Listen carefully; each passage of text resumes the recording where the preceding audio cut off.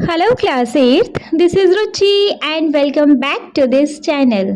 बच्चे, आज इस वीडियो में हम देखने वाले हैं अपना हिंदी बुक से चैप्टर नंबर 10।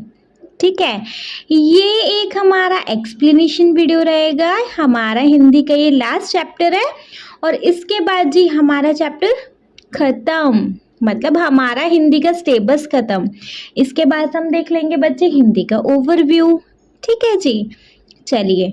अच्छा बच्चे, इस बुक से मैं अभी तक सारे चैप्टर्स को अपलोड कर चुकी हूँ, चैप्टर 9 तक। ठीक है, तो अगर आपको उन चैप्टर की एक्सरसाइज में, आपको उन चैप्टर के एक्सप्लेनेशन में अगर कोई डाउट होता है तो बच्चे कमेंट सेक्शन है ना, आप वहाँ पे कमेंट करके पूछ सकते हैं। ठीक है, चलिए। चैप्टर नंबर 10 है हमारे पास तरुण के स्वप्न। इसके अंदर तरुण के स्वप्न मतलब सपने। तरुण के क्या सपने हैं उनको हम देख लेंगे।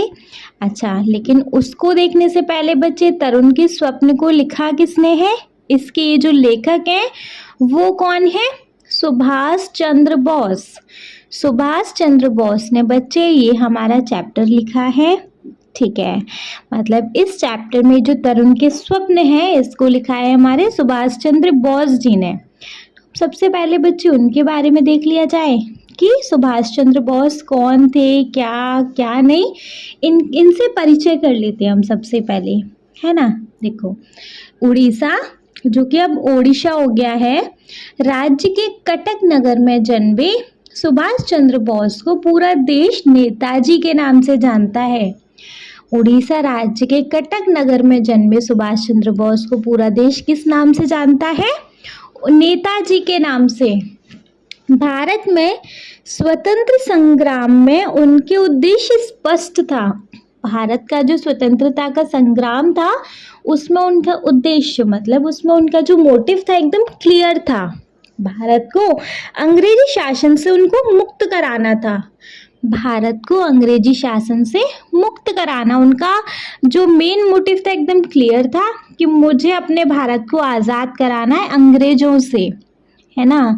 ब्रिटिश शासन के विरुद्ध संघर्ष करते हुए उन्हें कई बार जेल भी जाना पड़ा। ब्रिटिश शासन के विरुद्ध संघर्ष करते हुए उन्हें कई बार जेल भी जाना पड़ा। कहाँ गया? हाँ जी, स्वतंत्रता की लड़ाई में उनकी दूरदर्शिता का पता तब चलता है जब उन्होंने आज़ाद हिंद फौज का नेतृत्व संभाला। स्वतंत्रता की लड़ाई में उनकी दूरदर्शिता का पता जब चलता है जब उन्होंने आज़ाद हिंद फौज का नेतृत्व संभाला।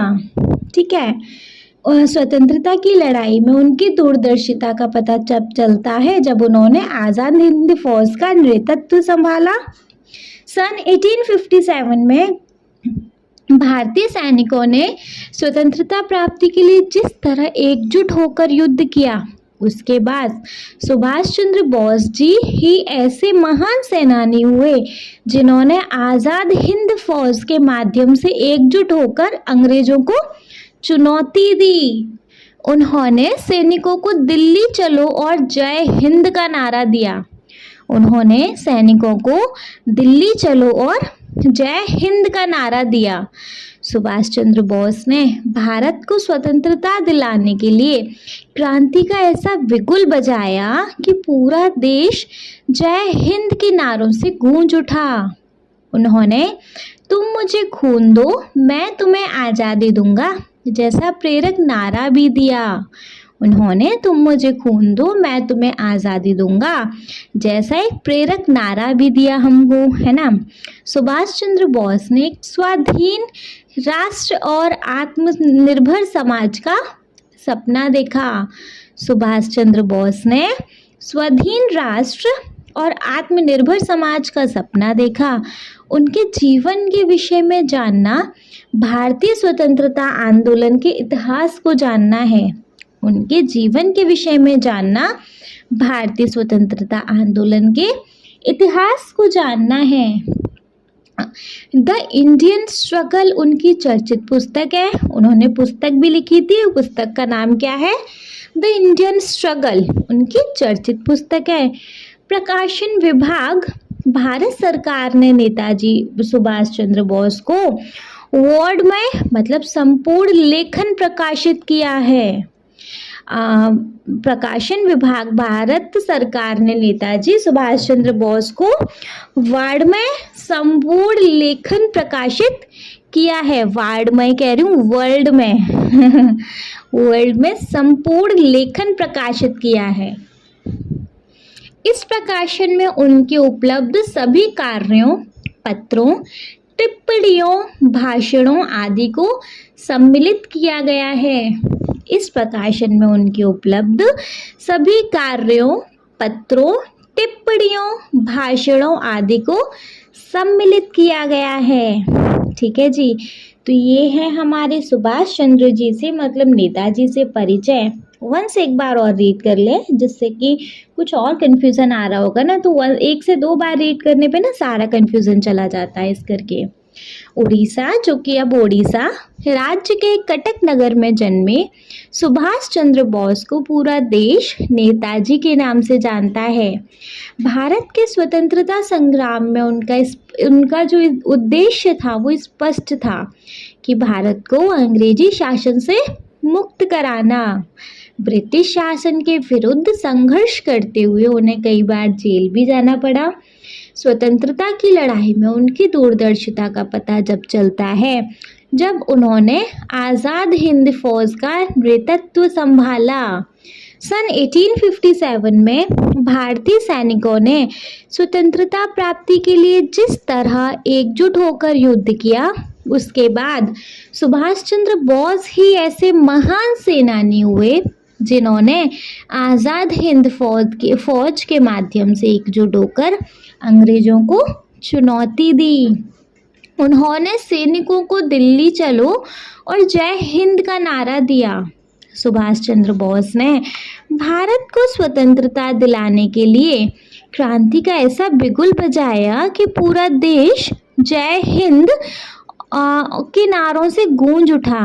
उन्होंने तुम मुझे खून दो, मैं तुम्हें आज़ादी दूंगा जैसा प्रेरक नारा भी दिया।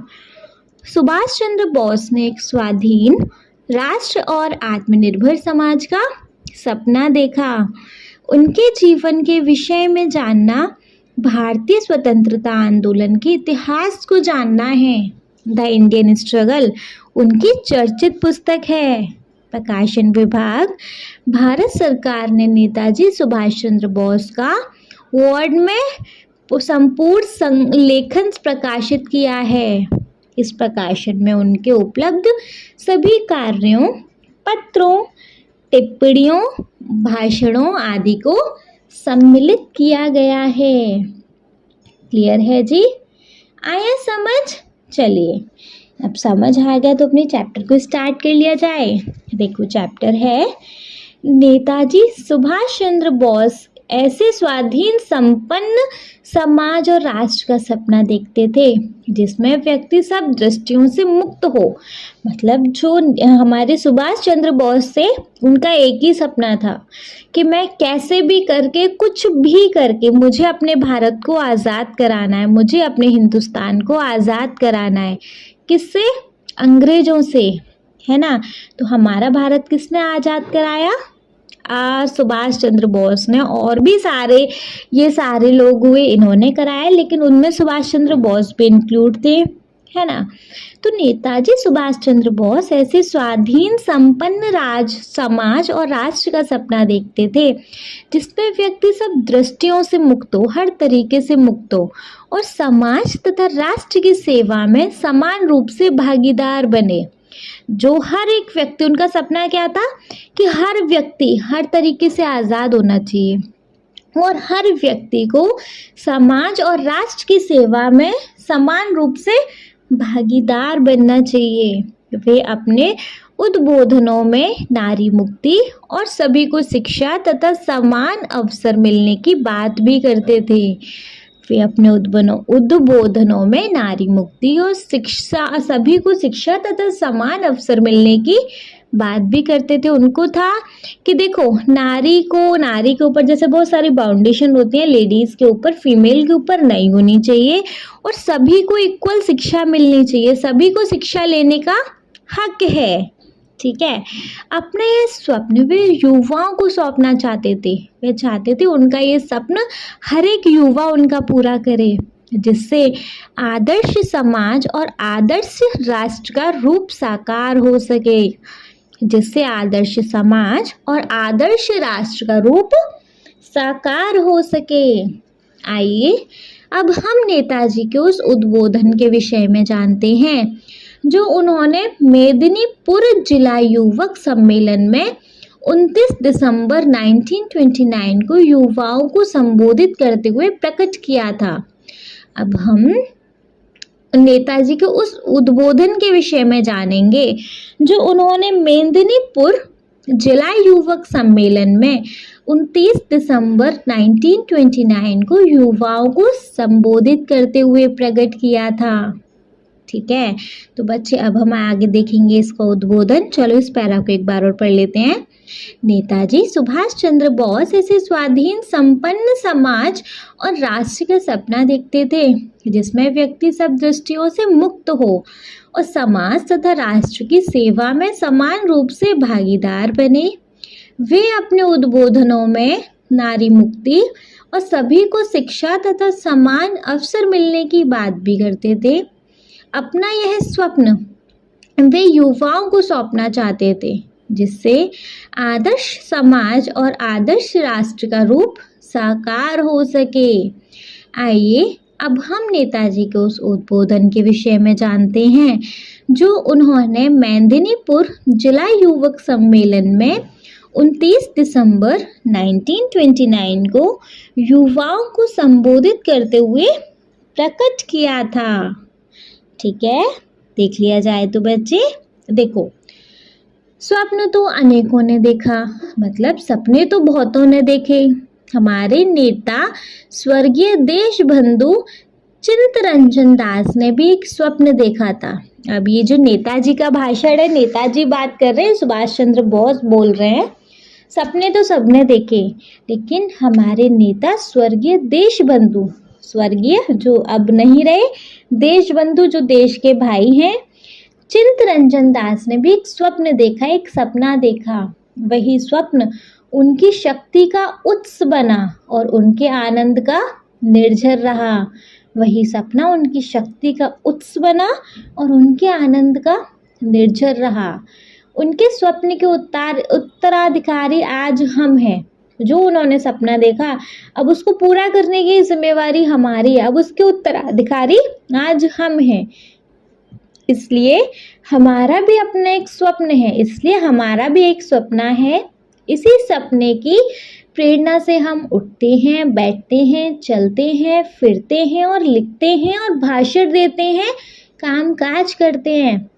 उसी स्वप्न की प्रेरणा से, वही सपना हमारे अंदर इतना रोम रोम में भर गया है कि हम उसी से मोटिवेट होकर हम उठते हैं, बैठते हैं, चलते हैं, फिरते हैं, लिखते हैं और भाषण देते हैं और काम काज करते हैं। वह स्वप्न या आदर्श क्या है? वह स्वप्न है या आदर्श क्या है? हम चाहते हैं कि एक नया सर्वांगीण स्वाधीन संपन्न समाज और उस पर एक स्वाधीन राष्ट्र। हम चाहते हैं एक नया सर्वांगीण स्वाधीन संपन्न समाज और उस पर एक स्वाधीन राष्ट्र। हमको ये चाहिए। उस समाज में व्यक्ति सब दृष्टियों से मुक्त हो। हमें एक ऐसा समाज चाहिए कि वो संपूर्ण हो, संपन्न हो और उसमें एक स्वाधीन, मतलब कि जो अपनी इच्छा से, मतलब किसी का कोई उसके ऊपर बाउंडेशन ना हो, ऐसा एक हमें राष्ट्र चाहिए। उस समाज में व्यक्ति सब दृष्टियों से मुक्त हो तथा समाज के दबाव से वह मरे नहीं। उस समाज में एक ऐसा समाज होना चाहिए कि जो व्यक्ति है वो हर दृष्टि से, हर तरीके से मुक्त हो और समाज के दबाव से वह मरे नहीं। ऐसा समाज चाहिए। उस समाज में जाति भेद का स्थान नहीं हो। उस समाज में जाति भेद का स्थान नहीं हो। उस समाज में नारी मुक्त होकर समाज एवं राष्ट्र के पुरुषों की तरह समान अधिकार का उपभोग करे। उस समाज में जो नारी है, नारी को भी बच्चे क्या मिलना चाहिए, एक इक्वलिटी मिलनी चाहिए हर नारी को भी, है ना, ये चाहिए। ठीक है, नेक्स्ट है कि नेक्स्ट कहाँ गया और समाज तथा राष्ट्र की सेवा में समान रूप से हिस्सा ले। जो लेडीज है वो लड़कों के कंपैरिजन में, मेल के कंपैरिजन में किसी भी तरह पीछे ना रहे। उस समाज के अर्थ की विषमता ना हो। उस समाज के अर्थ की विषमता ना हो। उस समाज में प्रत्येक व्यक्ति शिक्षा और उन्नति का समान सुअवसर पाए। उस समाज में प्रत्येक व्यक्ति शिक्षा और उन्नति का समान सुअवसर पाए। जिस समाज में श्रम मतलब मेहनत और कर्म की पूरी मर्यादा होगी और आलसी तथा अकर्मण्य के लिए कोई स्थान नहीं रहेगा। इतना समझ आया? एक बार इतना पढ़ लिया जाए। देखो, स्वप्न तो अनेकों ने देखे। हमारे नेता स्वर्गीय देशबंधु चिरंतन दास ने भी एक स्वप्न देखा। वही स्वप्न उनकी शक्ति का उत्स बना और उनके आनंद का निर्जर रहा। उनके स्वप्न के उत्तराधिकारी आज हम हैं, इसलिए हमारा भी एक स्वप्न है। इसी स्वप्न की प्रेरणा से हम उठते हैं, बैठते हैं, चलते हैं, फिरते हैं और लिखते हैं, भाषण देते हैं, कामकाज करते हैं। वह स्वप्न या आदर्श क्या है?